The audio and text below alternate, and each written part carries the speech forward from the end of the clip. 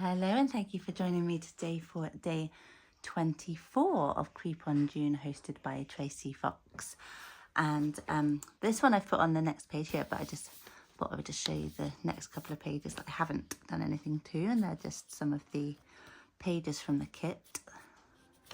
So this is the actual page, and it's not quite standing. Oh well, it can do what it wants. We'll look at it in a minute. So, day 24. This I sat engaged in guessing, but no syllable expressing to the fowl whose fiery eyes now burned into my bosom's core. This and more I say divining, with my head at ease reclining, on the cushion's velvet lining that the lamplight gloated o'er. So we are sticking with the Raven today. And just to be completely transparent, I feel like I'm doing a lot of housekeeping at the moment, but just to be completely transparent with you, there was absolutely no way that I was going to be able to come up with a particular part of today's story on my own. So I did need to enlist the help of AI, which it pained me to do.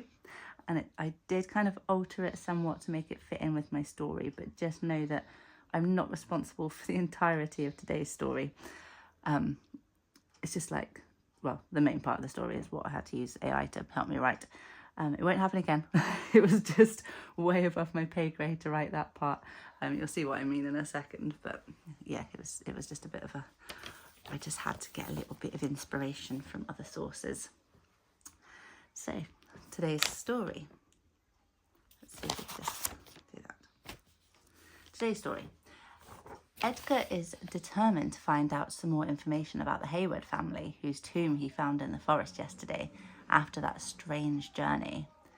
He scours the bookshelf and he eventually finds a book titled Medieval Stories from the North of England. Perfect.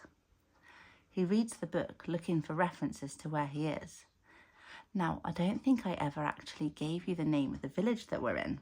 I mentioned that Edgar found himself somewhere around the Lake District, but this village is called, and funnily enough, because this wasn't planned, because I genuinely hadn't thought of checking any village names around that area, and I will remind you that I'm not an author, so I don't plan these things out, but this village is called Ravenglass.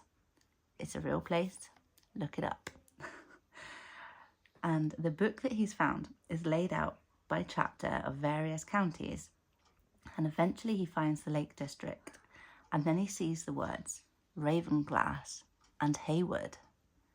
So the book says, the curse of the Haywards. In the thick trees of the Ravenglass forest, only able to happen upon by travelling a journey to a different destination you are unable to locate, stands a tomb belonging to the Hayward family, a family renowned for their healing abilities, but not so much known for using them for good. The family once turned away a desperate woman, lost in the woods and seeking shelter during a storm. But it so transpired that she was no ordinary woman, but a witch. She placed a curse upon the family line. As your heart was cold to the lost, so shall your blood run cold in death, but never rest. Soon after, strange things started happening to the Haywards. Children were born with black eyes. Crows circled the manor. Milk soured, crops failed, and servants fled in the night, whispering of weeping heard in the walls of the house. One by one, the Haywards died off, each death stranger than the last. One drowned in dry soil. Another was found frozen solid in midsummer. And the last, a young boy, disappeared altogether, leaving behind only a single bloodied raven feather. Fearing the curse would spread, the villagers sealed the family's bodies in a great stone tomb deep within the forest. The door was carved with words of warning and warding. None dare approach save for the most foolish. And they carved the words, here lie the bones of the house of Hayward, cursed in blood, bound by sin, Those who wake us wake the dark. Tread not upon our rest, lest you join it. Some say if you listen hard enough to the tomb, you'll hear scratching from inside the walls. Others claim the forest rearranges itself to keep you from leaving. And if you speak the family name aloud after sundown next to the tomb, you may find yourself marked too, followed by crows and haunted by dreams of cold, damp earth and long dead voices. So if you wander near the Ravenglass forest and come across the Haywards' tomb, turn back. The Haywards are best left buried. Edgar puts the book down, astonished at what he's just read. He did only find his way there because he couldn't get to his desired destination. So that means he'll never find the tomb again, and he's quite satisfied with that. Jupiter must be my guardian, he thinks, because I was able to get out of the forest unscathed. What a story, Edgar sat, pondering how to take inspiration from this for his writing. But no single syllable coming out. He just sat for the rest of the day, reflecting on his own experience. As the sunset and darkness started creeping in, Edgar sitting on his comfy chair, his head starting to recline as he began to nod off, comfortable on his velvety cushions, the candlelight taking over. It was almost gloating at becoming the only light source. A rapping at the door woke him and Alice came in with his supper. Edgar clearly still looked in shock as Alice asked what ailed him, and Edgar just told her everything, all that happened yesterday, what he had read today, and she was in total and utter shock. She said she'd heard the rumours but thought they were just stories to stop children from going into the woods. She said she hoped none of the curses has been brought home with him. He hoped so too. She left, and then there came the familiar tapping on the window, and tonight Edgar had a newfound respect for Jupiter.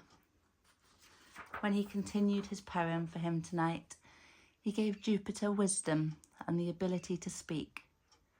Just one word, but an important word to convey the raven's wisdom that Edgar will never be able to forget his lost love. Nevermore. So this is what I made for today, and I hope you like that story.